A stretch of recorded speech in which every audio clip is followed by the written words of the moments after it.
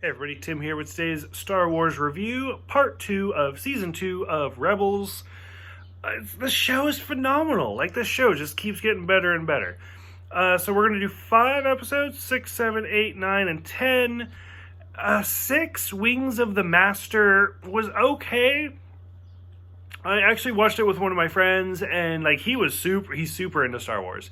So he thought it was way better than I did because he's like, oh, look at this, and oh, look at that. And I was like, I don't know what you're talking about. And so, like, the whole thing is them going to Shadapo, which I just like that name, Shadapo. And we meet Corey, who is a calamari, the same race of, like, Admiral Akbar.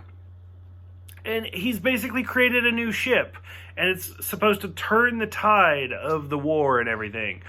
And that's the thing, like, I'm watching this with my friend, and he's like, it's the B-Wing! I was like, what the fuck's a B-Wing? And he's like, it's from Return of the Jedi! And I was like, oh, whoa, okay, you need to calm down. And so, and sure enough, they get to the end of the episode, and they're like, these B-Wings are gonna help! And I was like, God damn it. And he's like, I told you, see, what did I tell you? I was like, oh, okay, it's a B-Wing. And that's kind of the whole story. It's just that we introduce a new ship into the Star Wars universe. And then Hera gets promoted at the end, which is kind of interesting. Overall, it's an okay episode. It's very filler, but it's very interesting. I would not be surprised if we see Corey come back, though. Episode 7, Blood Sister. Again, very filler. Again, a character I'm sure we'll see again. Where the whole thing is there's, like, Bail Organa is looking for I think it was Bail, is looking for, like, this droid, and it has, like, secrets in it, and, well, it's somebody, and Sabine and Ezra are there, and they have their whole, like, it's a long way to Alderaan, and they're going through it. Well, we meet this new character, Ketsu Ono, who is voiced by the amazing Gina Torres. I mean, you've probably seen her in anything from Firefly to Hannibal. Fantastic actress. I've met her, actually. I've met everybody from Firefly, so whatever. So that's kind of cool. And then, like, she talks about how she's a bounty hunter that works for Black Sun. That's all she kind of gives, and that, like, Sabine used to be a bounty hunter. I don't know if there's a connection between Black Sun and Crimson Dawn quite yet. I would not be surprised if they're, like, part of the same syndicate, but they didn't actually talk about the two. But Crimson Dawn, Black Sun, it seems pretty obvious to me. But who knows? Could be wrong. It's Star Wars. I'm usually wrong when it comes to Star Wars. But the whole thing about them having, like, they hate each other, but they used to work together, and now they have to be friends again.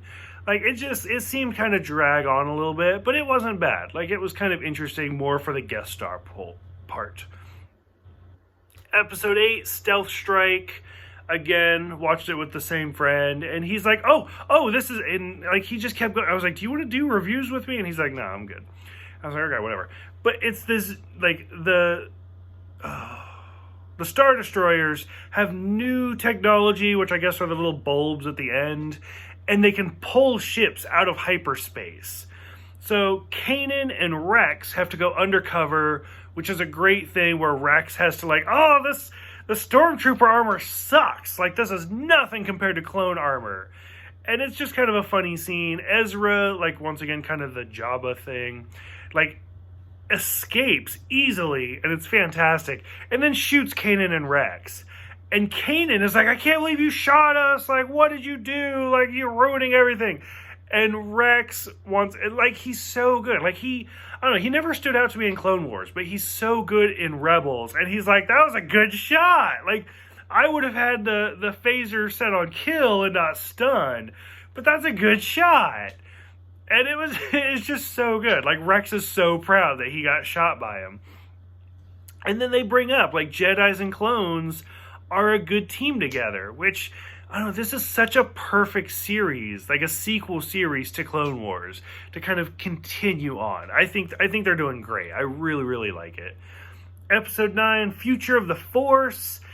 It's almost a remake of a Clones episode, and they even, like, Ahsoka even says, like, a Sith Lord tried to do this.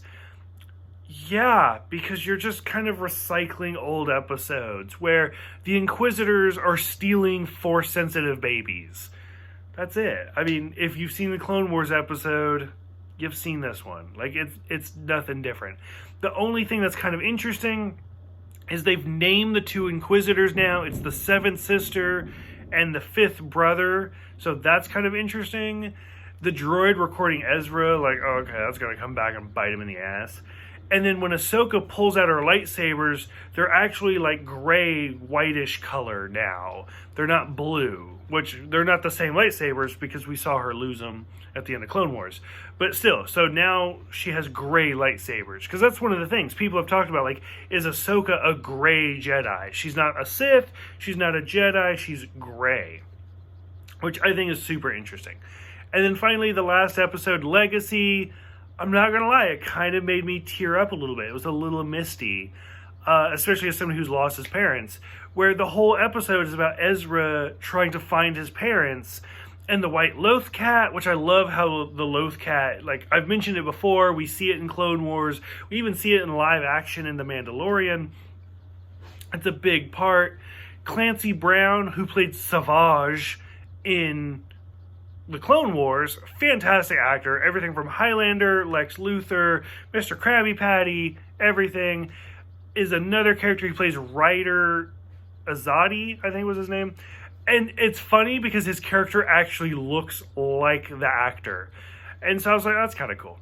But he comes in and he's like, yeah, I was in jail with your parents and they heard your message, which I think was, oh God, that's the bad part about binging shows, is they blend together. I think it was season 1. I think it was the end of season 1, maybe beginning of season 2.